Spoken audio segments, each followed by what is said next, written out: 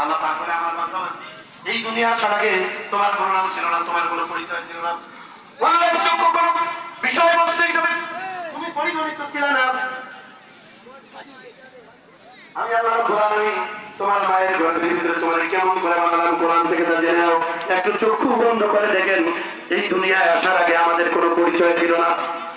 আল্লাহ পাক বলেন ইন্না খালাকনাল ইনসানা মিন নুতফাতিন আমশাজ। চিল্লায় কোন আল্লাহু আকবার।